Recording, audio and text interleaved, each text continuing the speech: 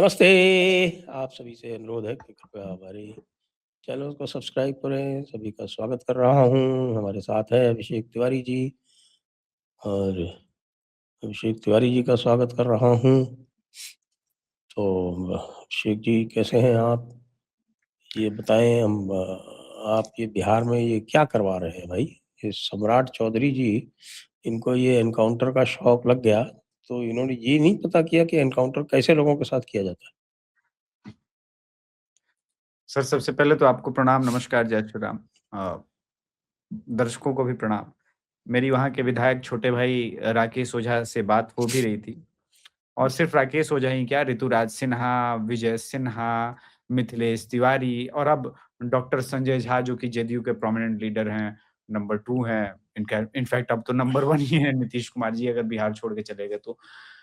तो ये सब जो उठा रहे हैं। देखिए, योगी बनेंगे, योगी मॉडल फॉलो करेंगे, पहले ये समझना पड़ेगा कि योगी आदित्यनाथ जी करते क्या हैं।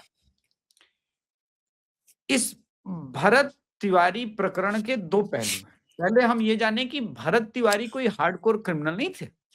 हिस्ट्री शीटर नहीं था ना? ना, ना, ना, सर प्रचंड मोदी भक्त थे, प्रचंड। 2025 में उनका फेसबुक पोस्ट है जिसमें नरेंद्र मोदी जी को उन्होंने युग पुरुष और वगैरह-वगैरह सब बताया है। 2014 में जीत पर मिठाई बाँटी, 2019 में जीत पर मिठाई बाँटी, 2024 की जीत पर मिठाई बाँटी। मतलब कंसिस्टेंट, ऐसा नहीं कि 2014 के बाद या फिर कंसिस्टेंट मोदी समर्थक। अब इसी दौरान बिहार में पिछले साल बाढ़ आई थी और गंगा माता आप तो जानते हैं कटती हैं तो फिर 5 किलोमीटर कटती हैं। तो पूरा का पूरा एक जमनिया गाँव था शाहपुर के अंदर, वो खत्म हो गया। अब वहाँ पर जितने जमनिया गाँव के परिवार थे, उनके न्याय की लड़ाई भरत तिवारी लड़ना शुरू करता है, कभी एसडीएम के पास, अ, कभी यहाँ लेटर, कभी पीएमओ में, कभी सीएमओ में, तहसीलदार, मतलब छोटा-बड़ा हर एक जगह जहाँ वो पहुँच सकता था लेटर दिया। जमीन जिनको मिली विस्थापितों को वो और नीचे मिली, यानी अगले बारिश में वो सब बाढ़ में फिर डूबने वाले थे, तो बहुत फ्रस्ट्रेट रहने लगा। अभी आप देख रहे होंगे कि एक पासवान समाज के बुजुर्ग 60-70 साल के व्यक्ति रो रहे होंगे कि हमारे लिए तो वही भगवान था, वही मसीहा था, वही हमारी हर बात की आवाज उठाता था। अब उसको कहीं से एक पिस्टल मिल गई, उसने बोला कि अब क्रांति शुरू होगी, ये लोग कोई नहीं सुन रहा है, एसडीएम कहीं सुन नहीं रहा, अब क्रांति करेंगे तभी ये लोग समझेंगे।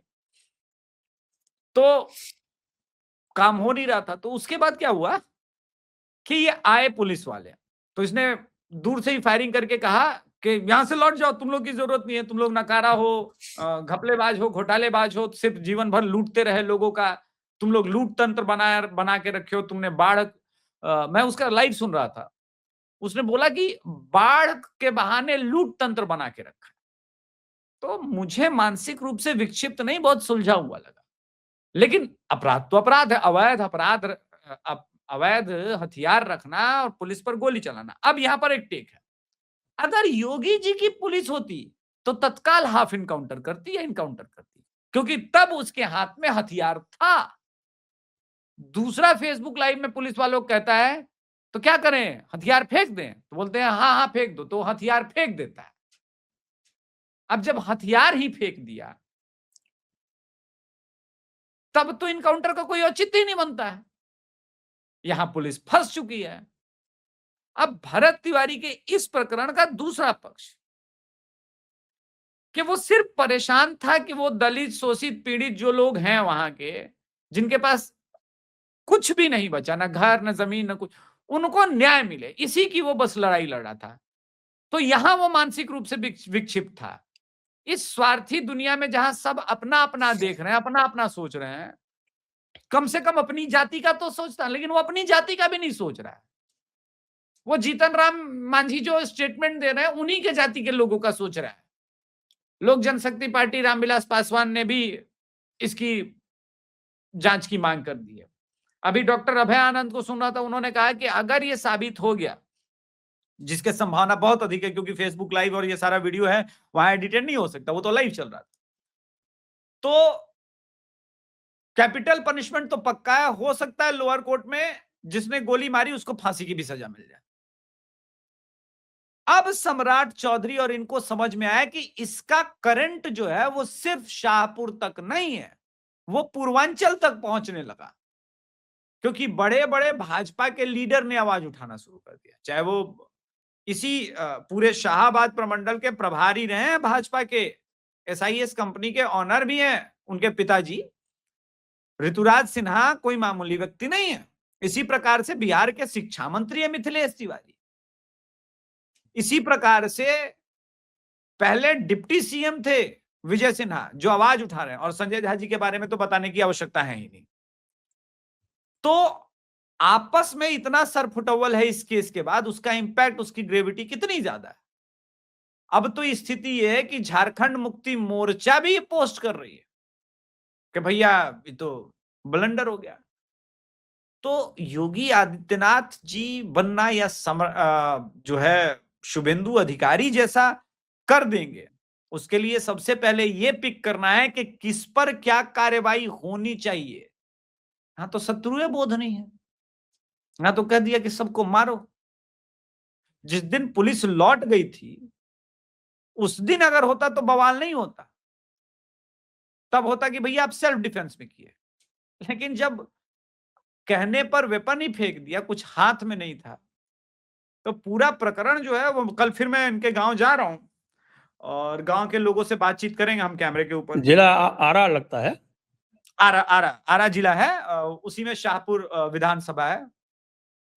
वहां के एसपी विधायक साहब भाजपा कौन है? की, एसपी साहब आरा के ही हैं। अब अभी एग्जैक्टली मेरे दिमाग से, चूंकि लाइव हम लोग रिकॉर्ड कर रहे हैं तो दिमाग से नाम से उतर गया है, लेकिन उन पर भी बात हो रही है कि भाई उन्होंने सही ढंग से काम नहीं किया। उल्टा कमाल सुनिए सर, कमाल ये नहीं रुका है। इतना कुछ होने के बाद जब पूरे गांव वालों ने प्रोटेस्ट शुरू किया अगले दिन, तो सरकारी कार्य में व्यवधान डालने से लेकर के बहुत सारे गंभीर धाराओं में भरत तिवारी के पिताजी के ऊपर एफआईआर हो गया है, बड़े भाई के ऊपर एफआईआर हो गया, उस गांव के मुखिया के ऊपर एफआईआर हो गया। पूरा का पूरा गांव भाजपा का ब्लाइंड सपोर्टर। उस गांव में राकेश ओझा से मेरी बात हो रही थी, बोला भैया मैं जहां का विधायक हूं, पूरा गांव जो है वो बीजेपी के समर्थक है और सारे लोग ब्लाइंड फॉलोअर हैं। तो राकेश ओझा तो सरकार के अगेंस्ट स्टैंड लेगा ही, ये पुलिसिया व्यवस्था के अगेंस्ट स्टैंड लेगा ही, क्योंकि उसको तो राजनीति शाहपुर की करनी है ना, वो तो पटना की राजनीति नहीं कर रहा है। तो इस बेवकूफी का क्या कहें कि सम्राट चौधरी कम से कम एसपी को मैसेज दिए होते, प्रोब किए होते कि भाई ये कम से कम किया जाए कि कोई आगे इसको बहुत समझदारी से हैंडल एसपी करना। साहब जो हैं वो कोई दिलीप मंडल की आइडियोलॉजी के तो नहीं है? अब ये श्रीराज नाम है, मैं अब क्या बोलूं, श्रीराज साहब का कोई जाति और ये सब आप तो जानते हैं बिहार में जाति पकड़ना बहुत मुश्किल है, लेकिन आइडियोलॉजी तो होती ही है। और आइडियोलॉजी जिस प्रकार से आजकल चल रही है, आप तो जानते ही हैं जिस प्रकार का माहौल चल रहा है, तो बढ़िया है। भाजपा, मैंने पिछले एपिसोड में बोला था बिहार में एक नया समीकरण बैठ रहा है। अगर ये समीकरण लंबा चल गया, क्योंकि खानसर वाला प्रकरण भी पैरेलल चल रहा है और बड़ा हाँ, दिलचस्प। उसमें भी हाँ, खान को बचा लिया गया, फैसल खान को बचा लिया गया। अच्छा, रोशन आनंद जी का स्टेटमेंट सुनने लायक था, जो दरोगा फैक्ट्री के नाम से उनका ज्ञान बिंदु है, उनके भाई नेपाल में मतलब संदेहास्पद हालत में उनकी मृत्यु हुई। कमाल की बात है, सुबह 4 बजे रोशन आनंद जी को सिर्फ खान के स्टेटमेंट पर अरेस्ट कर लिया गया। वो तो क्रिमिनल नहीं थे। फैजल खान का स्टेटमेंट था कि भाई गोली चलते हुए मैंने देखी। जब इतना बड़ा इन्फ्लुएंसर जो केबीसी में बैठ करके कहता है कि कोचिंग माफिया वाले हमारे कोचिंग पर हमला करा दिए, 200 रुपए हम लेते थे, कोचिंग माफिया वाले हमला करा दिए। जब वो शुभांकर मिश्रा के पॉडकास्ट पर कहता है कोचिंग माफिया वाले मेरे कोचिंग सेंटर पर हमला करा दिए क्योंकि हम 200 रुपए में पढ़ाते, नहीं, 200 रुपए में एक सब्जेक्ट का पढ़ाई होता है। उस सब्जेक्ट का नाम है जनरल स्टडीज, जो बकैती करता है, जिससे आपकी चपरासी की भी नौकरी नहीं लगनी। रोशन आनंद जी का सेम कैंपस में 7 कोचिंग सेंटर थे, खान के चलते 6 बर्बाद हो गए। रोशन आनंद टिके रहे, उनके पास ठीक ठाक है, वो कहीं भी रह सकते थे, ऐसा नहीं है। लेकिन ऑफलाइन कोचिंग में तूती बोलती है रोशन आनंद, खान उसके सामने टिकता नहीं है। अब अभी रिसेंटली मैंने देखा कि अंकित अवस्थी जी हैं और अभिनव मैच से वो पता चला कि विवेक बिंद्रा की टीम उनको कॉल करके बता रही थी कि 5-5 लाख रुपए पर यूट्यूबर का रेट लगा है खान के समर्थन में वीडियो बनाना। इन लोगों ने पॉडकास्ट करके उस पूरे नेक्सस का खुलासा आज कर दिया। अच्छा, आज किया है? हाँ, आज कर दिया है। और मैं इसके लिए कांग्रेचुलेट करूंगा, गट चाहिए अभिनव मैथ्स ने जो किया है, क्योंकि अभिनव मैथ्स के पीछे अब खान का पीआर एजेंसी पड़ेगा, क्योंकि उसके पीछे अलख पांडे का पीआर एजेंसी है, अकेला नहीं है खान। वाकई बड़ा माफिया लगता है ये तो भाई, ये खान पूरा शातिर ढंग से, प्रोफेशनल ढंग से काम कर रहा है। एकदम प्रोफेशनल, एकदम प्रोफेशनलिज्म है इसमें। और आज तक इसने कोई एक भी ऑफिसर तो दिया नहीं है। अरे आ ही रहा हूं, विनीत सर हैं, उन्होंने एक्सपोज किया 2 वीडियो में कि कैसे एक व्यक्ति को इनकम फर्जी आदमी को इनकम टैक्स ऑफिसर और एक को रेवेन्यू ऑफिसर बता दिया इसने, जो कि एक एमआर था और दूसरा बेचारा कहीं प्राइवेट से डेटा एंट्री ऑपरेटर लगा हुआ था, ताकि स्टूडेंट ज्यादा है और ये बिलवाया मिठाई उठाई खाने का वो सब ड्रामा रचा। उन दोनों वीडियो पर स्ट्राइक मरवा के टेक डाउन कराया, उनका चैनल बंद कराने का धमकी दिया। तो एक तो जिस प्रकार की हरकतें हैं वो बताता है कि भाई बिहार सरकार और बिहार पुलिस ने बिल्कुल ठीक से काम नहीं किया और हैंडलिंग बहुत खराब है, बहुत खराब है इस पूरे मामले में। दूसरी बात जिसमें हम सबको ये जानना चाहिए कि पूरे प्रकरण में बिहार पुलिस पर प्रश्न सिर्फ इसलिए उठ रहा है क्योंकि सुबह 4 बजे रोशन आनंद जी को जिस प्रकार से अरेस्ट किया गया और जिस प्रकार से उनको बेल नहीं लेने दिया गया, अगर बेल भी मिल जाता है तब भी बात बच सकती है। अब एक दिल्ली के राकेश यादव सर हैं और उन्होंने बोला कि खान ग्लोबल ने 2 तारीख को ये जांच करे कि मीडिया बुलाई थी या अपने आई थी, क्योंकि इनको भी इन्फ्लुएंसर्स के द्वारा ये भेजा गया कि भाई बचाना है खान सर के लिए, पीआर करना। दिल्ली के बड़े बड़े जो कोचिंग सेंटर है, तो इससे तो ये पता चल गया ना संजय सर कि Anjana Om Kashyap was so right, coaching mafia exist करती है। कोचिंग माफिया, ये तो कोचिंग माफिया का सबसे घिनौना चेहरा है ये फैसल खान। लेकिन एक कदम आगे का है सर, सिर्फ कोचिंग तक नहीं है, इसको जो सपोर्ट है, मुझे लगता है खान इज एन एक्सपेरिमेंट कि क्या हम ऐसे 500 टीचर, 1000 टीचर बना सकते हैं क्या? आपको याद होगा सर, बिहार में जो अग्निवीर स्कीम आई थी उस पर सबसे अधिक हिंसा हुई थी और उसके पीछे कहा जाता है कि कई कोचिंग सेंटर, मेरे पास किसी के बारे में तथ्य नहीं इसलिए मैं किसी का नाम नहीं ले रहा हूं, लेकिन कई कोचिंग सेंटर ने अपने स्टूडेंट्स को भड़काया था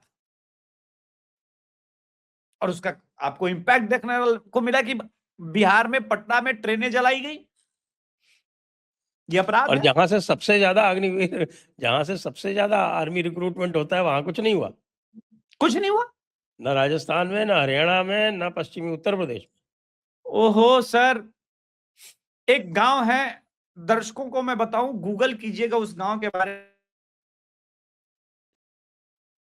बिल्कुल बिहार और यूपी के बॉर्डर लाइन पर गांव है वो, गहमर गांव। उस गांव में ऐसा कोई परिवार ही नहीं है जो आर्मी में ना हो, ऐसा सिंगल परिवार आपको नहीं मिलेगा, और अफसर रैंक तक के सब उसी गांव में। उस गांव में किसी को तकलीफ नहीं हुई क्योंकि सब कोचिंग माफिया से नहीं पढ़ के पास हो रहे ना, वहां के गांव के लोगों ने इस बात को समझ लिया कि आर्मी में अफसर कैसे बनते हैं, कहां से तैयारी करनी शुरू होती है, कैसे करते हैं, और सिर्फ अफसर नहीं, नीचे के अग्निवीर तक रैंक में भी कैसे जाते हैं, वो कोचिंग माफिया के ऊपर डिपेंडेंट है ही नहीं। तात्पर्य है मेरे कहने का कि आप देख लीजिए कि उत्तराखंड में भी बवाल नहीं हुआ उतना, वहां भी कुमायूं रेजिमेंट है। ये सब कुछ यहीं से एक्सपेरिमेंट किया जाता है बिहार की धरती से। कि क्या हम तैयार कर सकते हैं। तो निकले थे तो सम्राट चौधरी जी योगी आदित्यनाथ बने। अब तीसरी कहानी बताते हैं। बेगूसराय में एक संभवतः दलित परिवार की ही बच्ची है, उसके साथ जघन्यतम अपराध हुआ, वो गई एफआईआर कराने तो एफआईआर नहीं लिया। बाद में उसके प्राइवेट पार्ट से बुलेट निकला, गोली निकली, अब जाके एफआईआर वगैरह हो रही है, आनंद फानंद में न्यूज वायरल हो गई। तो अभी आपने देखा होगा कि एक दरोगा साहब बाइक वाले को थप्पड़ मार करके 3500 रुपए मांग रहे थे, जबकि वो अपनी भाभी के कोई मेडिकल इमरजेंसी में इलाज के लिए लेके जा रहा था। बेकाबू है पुलिस तंत्र, क्योंकि बिहार पुलिस का मेन काम ये था ही नहीं। मेन काम एक कट्टा पकड़ना था, 4 लीटर दारू पकड़ना था, 8 लीटर छोड़ना था। सारे बिहार में हर एक आम आदमी को पता है कि दारू कहां कहां बिकती है, बस पुलिस को छोड़ करके। हर दारूबाज को पता है कि बिहार में कहां कहां दारू बिक रही है, पुलिस को छोड़ करके। ऐसा है, इसका मतलब पुलिस का ही संरक्षण है, तभी तो दारू बिक रहा है। पुलिस के तो मजे आ गए ना। देखिए, जहां जहां भी प्रोहिबिशन हुआ है वहां पुलिस को बड़ा आनंद है। आंध्र प्रदेश में एक्सपेरिमेंट किया गया था, जब हमारे नायडू साहब थे, उन्होंने एक लगाया कि साहब हम प्रोहिबिशन करेंगे, और इन्होंने दारू पे रोक लगाई। कुछ ही दिनों में इन्हें पता चल गया कि भाई और कुछ तो हो नहीं रहा है। पुलिस के और अपराधियों का गठजोड़ जो है वो बड़ा सशक्त हो गया है, तो उन्होंने उसको वापस लिया। अब ये गुजरात में चलता है आपका। गुजरात में जितनी सुलभ है, और जो आपके होम सर्विस है गुजरात में दारू की, वो आपको कहीं नहीं मिलेगी, आप पूरे देश में और कहीं नहीं मिलेगी। नहीं, बिहार उससे आगे। देखिए, गुजरात तो सर लैंडलॉक स्टेट नहीं है ना सर। बिहार इस मामले में आगे है। आपको एक एग्जांपल बताते हैं। आप गंगा मैया के पास पहुंचिए बक्सर में, तो नाव से दारू ट्रांसपोर्ट होता है, क्योंकि गंगा मैया उस तरफ यूपी हो जाती हैं, इस तरफ बिहार होता है। ठीक गंगा मैया को उधर पार किए, मात्र 1 किलोमीटर का स्ट्रेच है, तो बलिया आ जाता है। अब उस नाव से दारू पार होती है, पूरे बिहार को पता है, बस बिहार पुलिस को पता नहीं।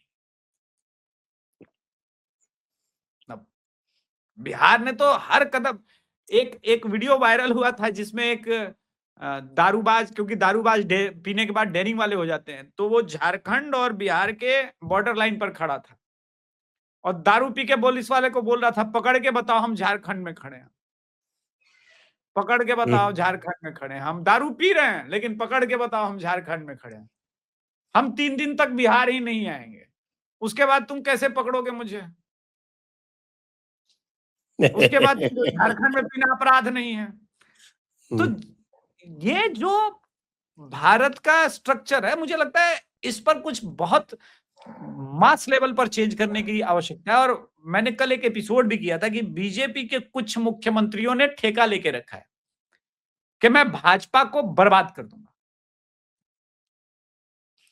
उसमें एक तो आपके राजस्थान वाले, मतलब अब टक्कर है राजस्थान वाले की, मध्य प्रदेश वाले के साथ टक्कर में है। नहीं, मध्य प्रदेश वाले जो दो तरह की चीजें होती हैं, एक होता है ओमिशन और होता है कमीशन। मतलब एक जो है वो कार्य करके ऐसी तैसी कराते हैं, और एक कार्य ना करके कराते हैं। तो मध्य प्रदेश वाले जो हैं वो कमीशन वाले हैं, यानी कि वो कार्य करके और ऐसी तैसी करा रहे हैं। और हमारे राजस्थान वाले जो हैं वो निरीह हैं, वो कार्य ना करके। तो कार्य ना करने वाले से गुस्सा तो खूब होता है, लेकिन इतनी वितृष्णा नहीं होती जितनी मध्य प्रदेश वालों से है। कि मध्य प्रदेश वालों का तो भाई ये हाल है कि आप कुछ पूछो ही मत। ना वहां पहले तो भी हम कई बार हम पूछना ही बंद कर दिए सर। जब से कफ सिरप से बच्चे पे मरे, फिर उसके बाद गंदे पानी से इंदौर के अंदर, तो बोले कि अब क्या पूछना रह गया। और जिस प्रकार की कार्रवाई हमने देखी उसके बाद, तो हमको समझ में आ गया कि नहीं, अब पूछने की आवश्यकता नहीं है। बाकी अभी खनन, एक चीज दिखाती है, ये सब ये चीज दिखाती है कि साहब ये जो पर्ची मॉडल है ये फेलियर है, और इस बात पर नरेंद्र मोदी और अमित शाह को पुनर्विचार करना पड़ेगा कि आपने एक तरफ पर्ची मॉडल से बनाए और दूसरी तरफ आपने योगी और देवेंद्र फडणवीस और नायब सिंह सैनी और इधर आपके शुभेंदु अधिकारी बनाए। पुष्कर धामी उत्तराखंड के, ये नहीं या कह सकते कि पुष्कर धामी जी का कार्य खराब है। हर संभव प्रयास किया है उन्होंने, बढ़िया काम किया है पुष्कर धामी जी ने। आप और तो दूसरों फिर की ये छोड़िए, जो पर्ची वाला सिस्टम जो चलाया है, ये तो टोटल फेलियर है। खास तौर से अब राजस्थान एमपी का देख लो आप। राजस्थान एमपी तो खैर मुझे लगता है कि जो प्रभाव, मैं अभी बहुत पहले ये बात कह रहा हूं, इसको सुधारा जा सकता है। पूर्वी यूपी में बीजेपी ठीक-ठाक मजबूत हुई है 2024 के बाद, लेकिन पश्चिमी यूपी में, लेकिन पूर्वी यूपी में लगातार कमजोर होती जा रही है। ये मतलब मैं देख पा रहा हूं कि योगी जी के विरुद्ध बहुत गहरा और डीप षड्यंत्र किया जा रहा है। आंखों के सामने दिख रहा है, लेकिन कभी-कभी लगता है कि मैं लाचार हूं क्या? मैं क्या कर सकता हूं? किसको बताऊं कि ये प्रॉब्लम है? पुलिस और जनता के बीच जो प्रॉब्लम्स हैं, वो एमएलए तक पहुंच नहीं पा रहे हैं। एमएलए का संवाद सीएम तक नहीं हो पा रहा है। डिप्टी सीएम का कोई संवाद नहीं है। ऊर्जा मंत्री का कोई संवाद नहीं है। और ये सब प्रॉब्लम है। ऊपर से सर बुरा मत मानिएगा, जो इम्पैक्ट साउदर्न इंडिया में वो नहीं करेगा उतना, मुझे पता नहीं कितना करेगा, लेकिन एथेनॉल ब्लेंडिंग वाला इशू जो पिक करेगा बिहार में, यूपी में, एमपी में, राजस्थान में और दिल्ली में, वो संभवतः हर स्टेट में उस तरह से पिक ना करे। लेकिन यहां प्रचंड विरोध हो रहा है, क्योंकि यहां मोस्टली लोग कारें लेते हैं 5 साल 7 साल छोड़ सोच के। 5 साल तो बेचारा ईएमआई ही देता है।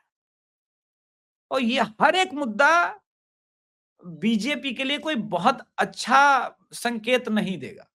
अभी आप नजर आते सशक्त विपक्ष है नहीं, लेकिन विपक्ष तो जनता स्वयं ढूंढती है ना, पक्ष विपक्ष, वो तो जनता तय कर लेती है। जी। तो अब आप दूसरा टॉपिक ले लेते हैं, और दूसरा टॉपिक ये है कि भाई ये 2/3 तो हो गया या कुछ बाकी है?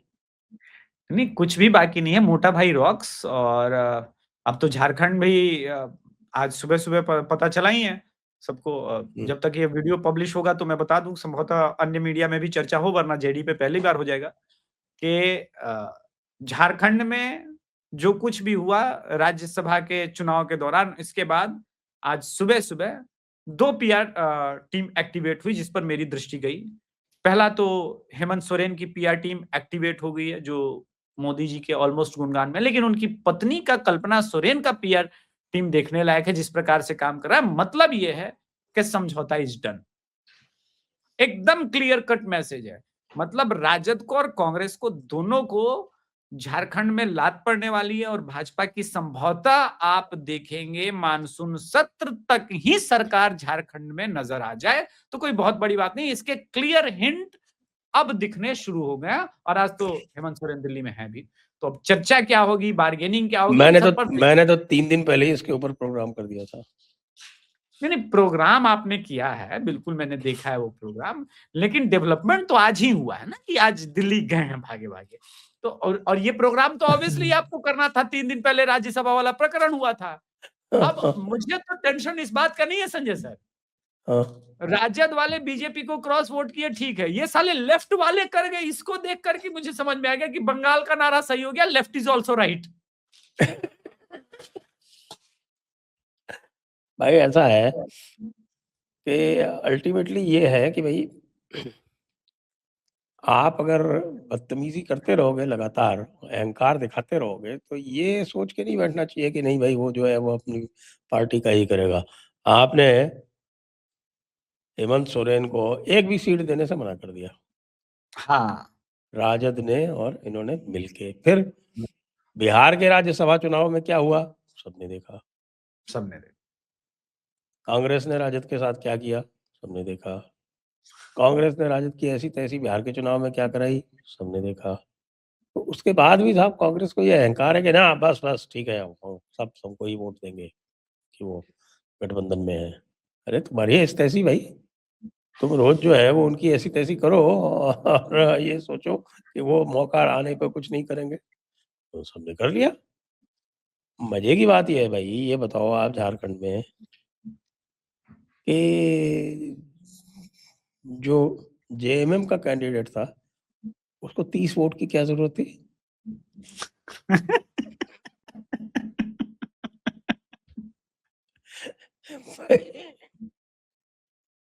भाई 28 vote plus second preference vote,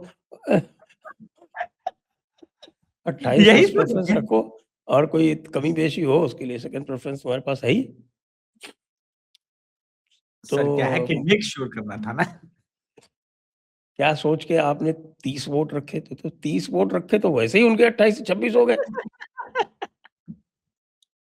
ये कोई नहीं कह रहा है, वो कह रहे हैं कि साहब इसने नहीं दिया, उसने नहीं दिया। अरे भाई 26 वोट तो उन्होंने सीधे ही कर दिए थे, बाकी तुम्हारे 3 कैंसिल हो गए, और उसके बाद भी आपके 19 ही वोट आए।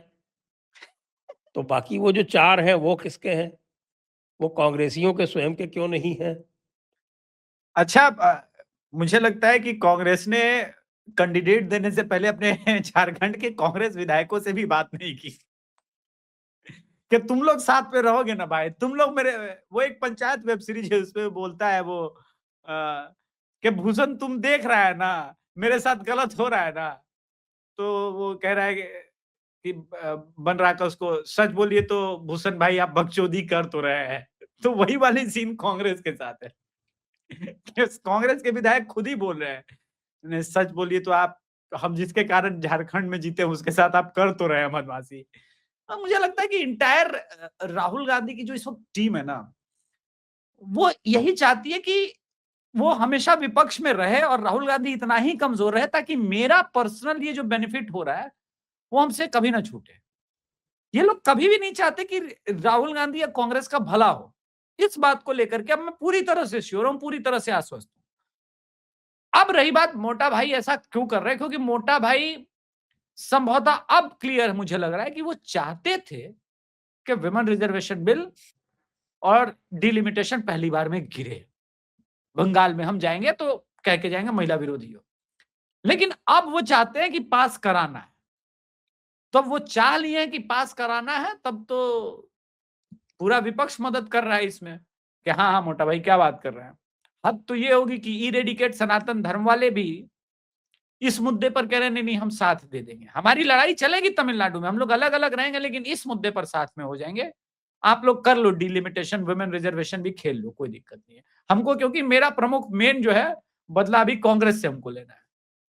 कांग्रेस ने ही विजय की सरकार बनवाई है, उसको मजबूत किया है, असल द्रोही ये है। तुम लोग से तो हम निपटेंगे बाद में। तो स्थिति विकराल है।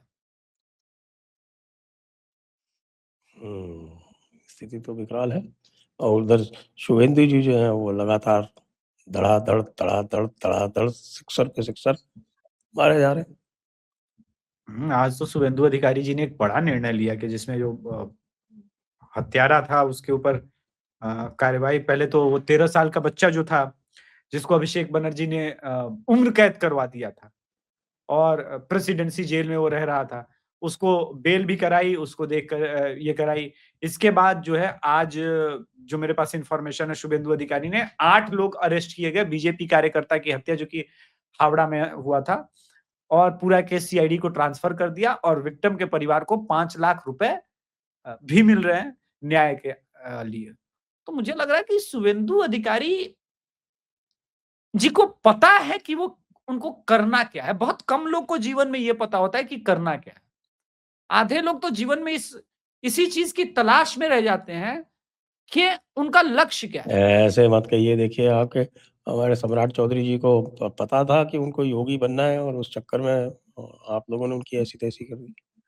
अरे सर, योगी बनना है से नहीं ना होगा। योगी बनना है तो ट्रेनिंग लिए, बाबा का गमछा पहने, बाबा जी के शरण में गए, ब्लूटूथ से जब बाबा जी ने गमछा पहनाया और शुभेंदु अधिकारी ने जिन्हें चरण स्पर्श किया, तो और भी तो गुरु ज्ञान मिला होगा बैक एंड में कि देखो करना कैसे है, शत्रु कौन है।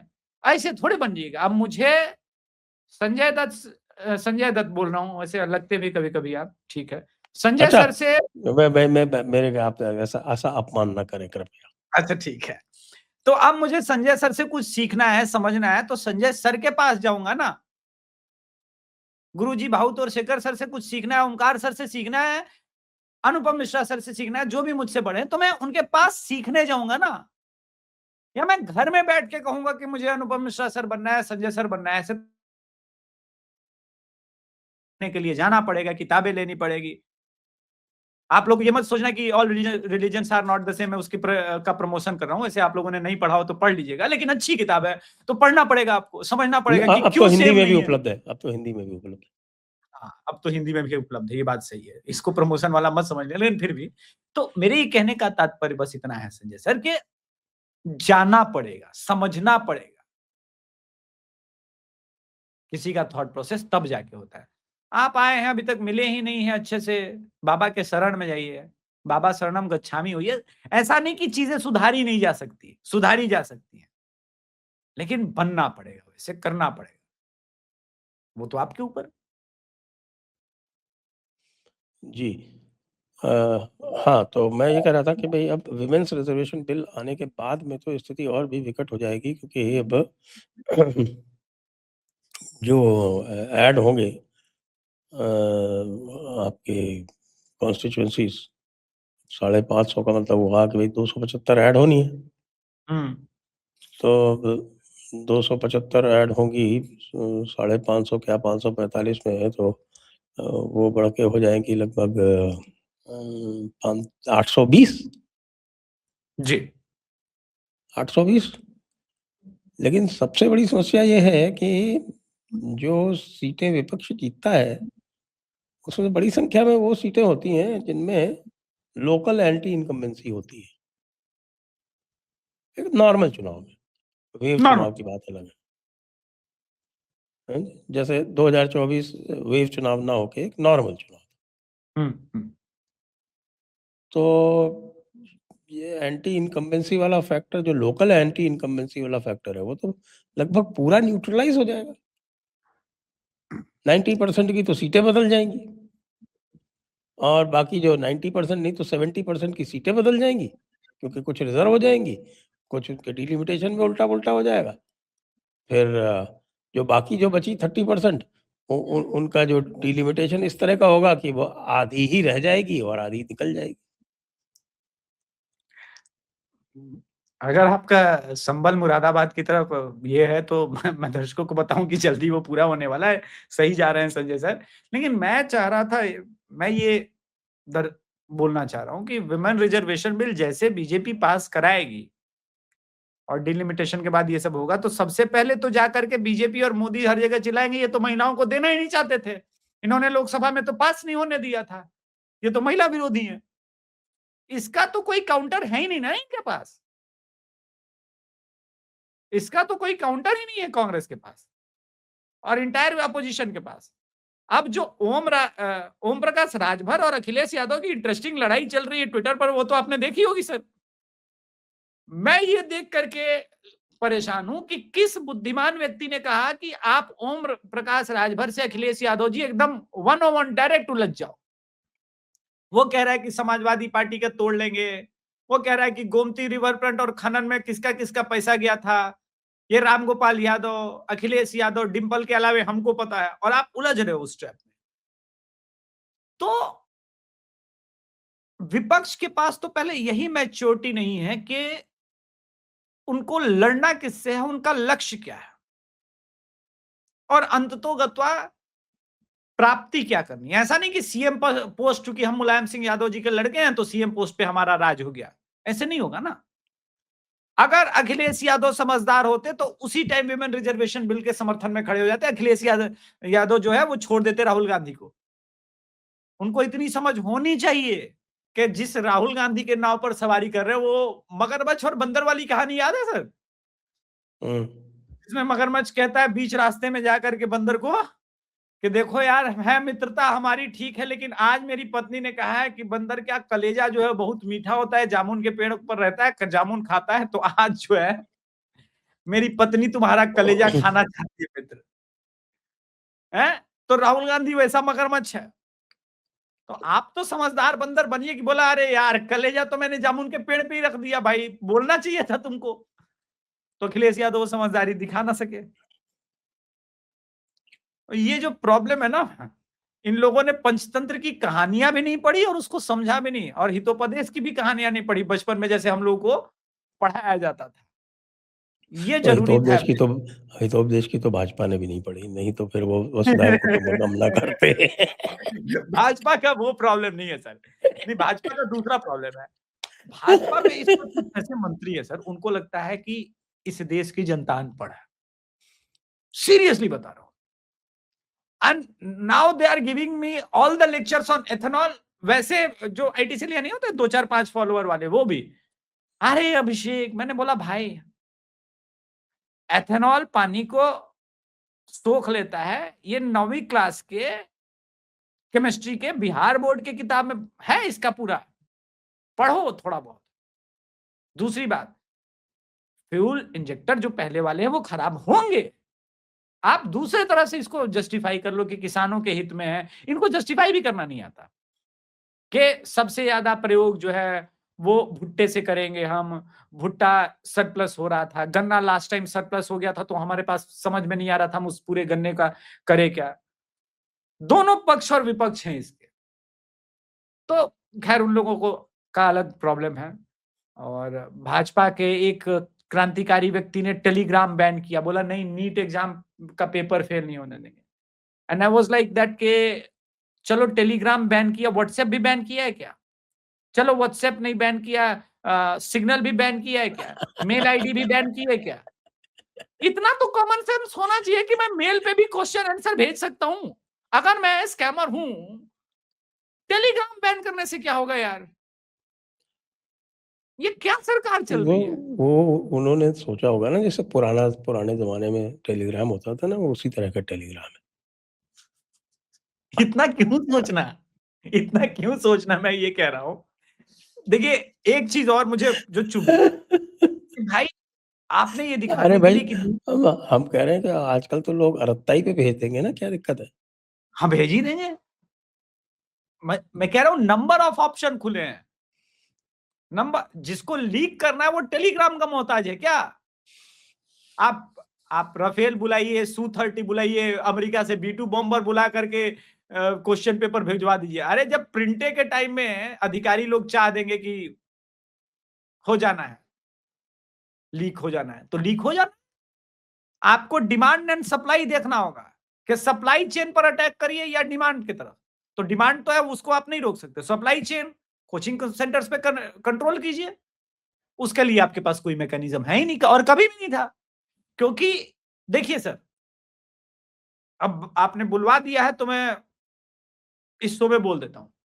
मेरा क्लियर मानना है कि इस देश में एजुकेशन माफिया और मिशनरीज के स्कूल को आगे ले जाने के लिए आरक्षण की व्यवस्था लेकर के आया गया सरकारी स्कूल, कॉलेज में और हॉस्पिटल्स में। अब लोग कहेंगे कि ऐसा क्यों? अब मैं ये कहता हूं कि मेरे जमाने में सरकारी शिक्षक जो गुरुजी होते थे वो पढ़ाते भी थे, पूरी क्लासेस लगती थी, प्रॉपर लगती थी, और वो फिजिक्स में 15 नंबर ला करके शिक्षक नहीं बने थे। उनको एक एक लैब एक्सपेरिमेंट आता था, लैब इक्विपमेंट्स होते थे। लेकिन चूंकि मैं सरकारी में ही वो एजुकेशन पा जाता था जो संत कैरन, संत माइकल्स पे हमको जाने की आवश्यकता नहीं थी उसके लिए, तो मिशनरीज अपना पार्ट कैसे खेलते? इसी प्रकार से सरकारी हॉस्पिटल में जब क्वालिटी डॉक्टर मिल ही रहे थे, तो ये इतने प्राइवेट हॉस्पिटल्स और इसकी फिर आवश्यकता क्या होती फिर? अच्छा कमाल की बात है, जितने प्राइवेट इंस्टीट्यूशंस है, जितने प्राइवेट स्कूल और हॉस्पिटल हैं, इनमें नेताओं का ही ब्लैक मनी लगा हुआ है, तो क्यों सरकारी व्यवस्था को अच्छा करेंगे? और सरकारी व्यवस्था, फिर मैं कह रहा हूं, अच्छा करने के लिए, क्वालिटी टीचर लाने के लिए आपको यहां तो समझौता रोकना पड़ेगा रिजर्वेशन से।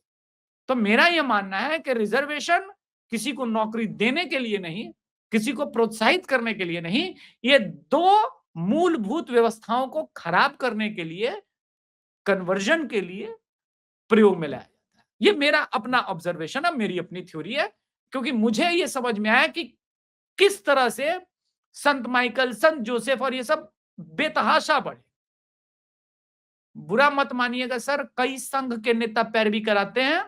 अभिषेक भाई थोड़ा संत माइकल में मेरे लड़के का एडमिशन हो जाएगा क्या? मन करता है कि हमारे यहाँ एक संत गांधी स्कूल भी है, सेंट गांधी स्कूल। नहीं वो तो एकदम ठीक है, सेंट एकदम ठीक नाम रखा है। उस आदमी को मैं मानता हूं, जिसने भी ये स्कूल बनाया बहुत बढ़िया। गांधी जी संत तो थे, चाहे कोई कुछ बोले ना बोले। मैंने भी 2-4 बार नहीं, मुसलमानों से आप डिबेट जीतने गलत के लिए समझ रहे हैं। ये सेंट गांधी कोई महात्मा गांधी, आप मोहनदास गांधी के लिए नहीं है, ये मॉडर्न सेंट गांधी के लिए। हाँ, हाँ, राहुल गांधी जी के लिए बोल दीजिए। हाँ, बिल्कुल, बिल्कुल। और क्या, आज देखिए उनके जन्मदिन था कल। उनके जन्मदिन पे लोगों ने एडवर्टाइजमेंट डाला, वो कहते हैं कि true leader is born and not made. ये एडवर्टाइजमेंट चलाया गया। और दूध वगैरह भी चढ़ाया, मैंने देखा काशी में एकदम पूरा दूध वगैरह भी चढ़ाया गया आपके काशी वगैरह पे। दत्तात्रेय गोत्र कौन ब्राह्मण का परशुराम जी शेर। का फरसा दिया गया उनको। परशुराम जी का फरसा उनको दे दिया गया भाई। और वो कह रहा है कि 90% आरक्षण ला करके इसी परशुराम के फरसे से ब्राह्मणों का एकदम खात्मा कर देंगे। हैं? ये बढ़िया है। देखिए, उत्तर प्रदेश के जो वो और बिहार के कुछ परंपरागत ब्राह्मण हैं जो पिछले 70 साल से 75 साल से कांग्रेस को वोट दे रहे हैं, उनका कुछ नहीं हो सकता। मैं उनसे बात करके भी देख चुका हूं। हुँ। उनको लगता है कि कांग्रेस इस देश की आत्मा है। उनकी आयु कितनी है? 90 साल से ऊपर हो गई? अब कुछ 90 है, 75 है, कुछ 65 भी है, लेकिन वो लोग एकदम ब्लाइंड फेथ है उनका कांग्रेस में। उनका मानना है कि लव जिहाद जैसा ये सब कुछ होता नहीं। अभिषेक तिवारी, तुम जैसे लोग बस बातें करते हो। मैंने बोला भाई, ये केजीएमयू में हुआ। बोला ना ना, वो तो संघ की साजिश है। मैंने बोला भाई, वो अल्फला यूनिवर्सिटी ने लाल किले में बम मार दिया। बोला वो तो इसी कारण हो रहा है क्योंकि आप लोग बढ़ावा दे रहे हो।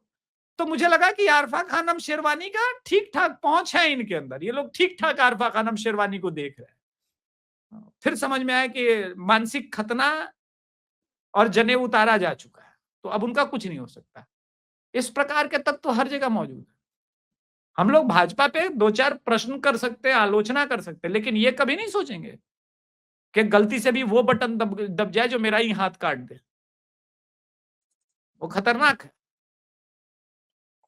लेकिन जी। हम तो ये सोच रहे हैं ना कि भई जो मैंने आपसे पीछे थोड़ी देर पहले प्रश्न पूछा था, जो मेरा पूर्व प्रश्न था, वो यही तो था कि भई हमारे जो हैं युवा नेता, हुँ, अब तक 56 वाले, हुँ, अब हुँ। तक उनके 56 वसंत उन्होंने देख लिए।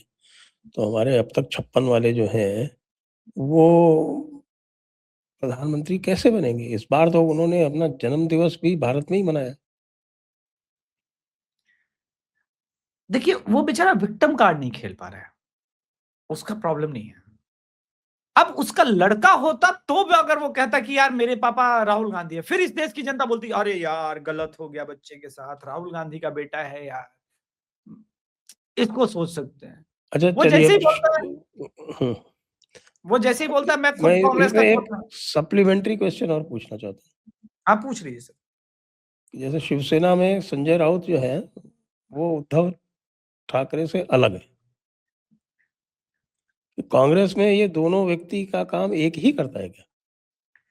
नहीं, नहीं, Sanjay Raut, let me tell you sir, वो जमील जमाली है धुरंधर का, जो कि अमित शाह के द्वारा प्लांटेड है।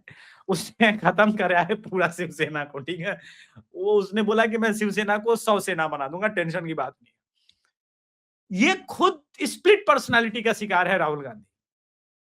ये कभी जमील जमाली के कैरेक्टर में होता है और कभी खुद ही धुरंधर के कैरेक्टर में होता है, लेकिन कांग्रेसी और पक्का कांग्रेसी के कैरेक्टर में कभी कभी होता है। ये अपरिचित टाइप का कैरेक्टर है।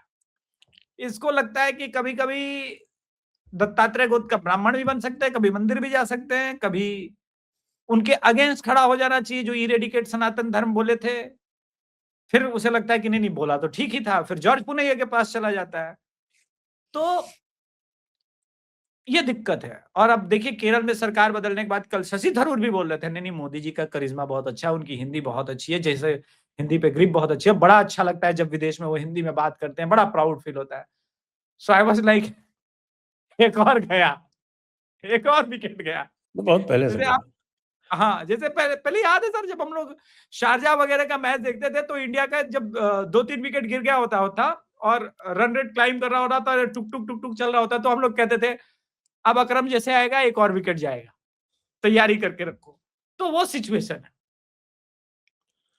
अच्छा, एक बात और भी कर लेते हैं जो इसमें काफ़ी गंभीरता के साथ हो रही है, और वो ये राम मंदिर ट्रस्ट का जो मामला है, ये तो पूरे हिंदू समाज का सिर नीचा कर दिया।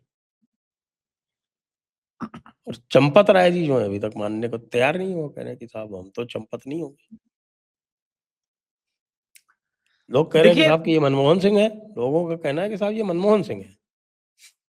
इनके देखिए इनकी सत्यनिष्ठा के प्रति कोई किसी प्रकार की शंका नहीं की जा सकती, लेकिन इनके ना आस-पास के लोग कुछ भी करते रहें, वो उनका वो टुन्नू यादव है, वो भले ही 100 करोड़ रुपए इधर का उधर कर दे, लेकिन चंपत राय जी के लिए कुछ नहीं कर सकते। तो फिर चंपत राय जी क्या हैं? वो चंपत राय जी मनमोहन सिंह की तरह ही अक्षम और इनकॉम्पिटेंट हैं। देखिए, एक सेक्रेटरी होने के नाते चंपत राय जी को प्रॉपर जांच और ये सारी चीजें तो बहुत पहले करा देनी चाहिए। लेकिन मैं एक बात आपसे और पूछना चाहता हूँ, चंपत राय जी का सीजन छोड़ दीजिए, नृपेंद्र मिश्रा जी का योगदान थोड़ा आप बताइए सर, आप तो हमसे बहुत सीनियर हैं।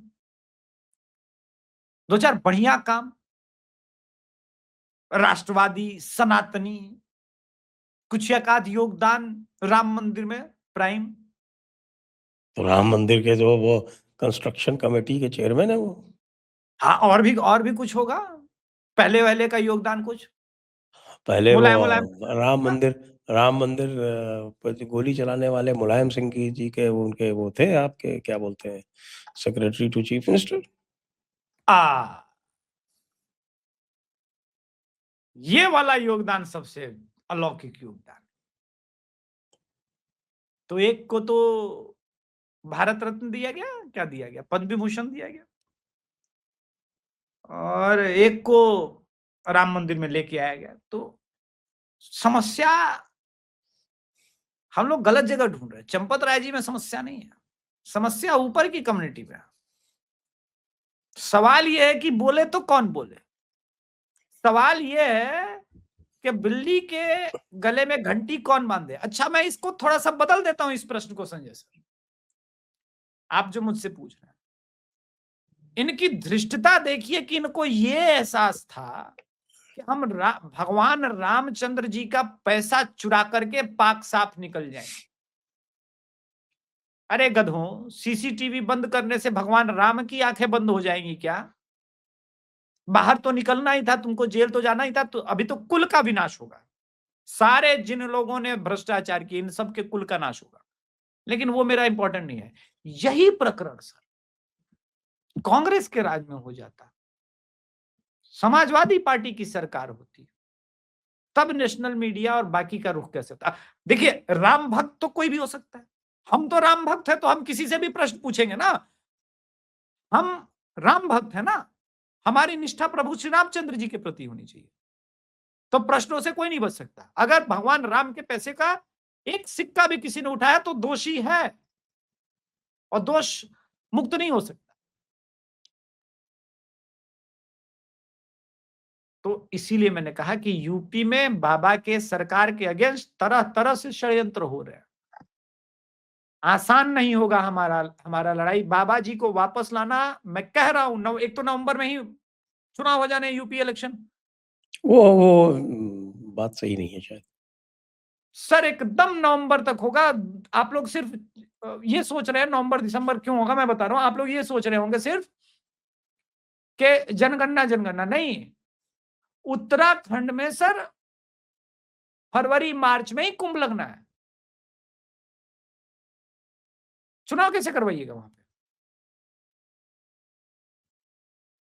उत्तराखंड सरकार की व्यवस्था देखिए। और केजरीवाल ने पहले ही स्टेटमेंट दे दिया कि हम लोग तैयार हैं, लिटरली मैसेज किया होगा तभी। तो मैं मान के चल रहा हूं नवंबर दिसंबर में सर चुनाव हो जाएगा। 2-4 लोगों से और भी मैंने पता करने का प्रयास किया, आप अपने रिसोर्सेज से पता करा लीजिए। एकदम सरकार तैयार है और खुद योगी सरकार भी तैयार है। मैं बता रहा हूं आपको, नवंबर में चुनाव तक के लिए। अब उसमें कितना जल्दी क्या क्या करेंगे, तैयारी शुरू है सर, ऐसा नहीं है। तो कितना बड़ा प्ले करेगा फिर ये रोल, मैं वेट कर रहा हूं एसआईटी की जांच रिपोर्ट का। क्योंकि बाबा ने अगर एसआईटी का गठन कर दिया तो कोई बचेगा नहीं, मुझे इतना जरूर पता है। बाबा से कोई नहीं बच सकता। हाँ, बाबा ने 15 दिन के लिए कहा है। बाबा ने हाँ, 15 दिन के लिए कहा है। तो 15 दिन के बाद, मैं सिर्फ इसीलिए नहीं बोल रहा हूं क्योंकि बाबा पे मेरा अटल विश्वास है। 15 दिन में जांच रिपोर्ट आएगी, दूध का दूध पानी का पानी होगा, फिर देखेंगे। और बाबा से कोई खेल नहीं सकता, क्योंकि अगर आप जांच रिपोर्ट दबवाने का प्रयास करेंगे तो बाबा के पास लीक कराने के भी कई ऑप्शन है। वो तो है। बिल्कुल सही है। तो आइए चर्चा को अब यहीं पे समाप्त करते हैं। सभी दर्शकों को बहुत-बहुत धन्यवाद। अभिषेक जी को भी बहुत-बहुत धन्यवाद। जय हिंद, जय भारत, वंदे मातरम। जय हिंद, जय भारत, वंदे मातरम, जय जय श्री राम। जय श्री राम।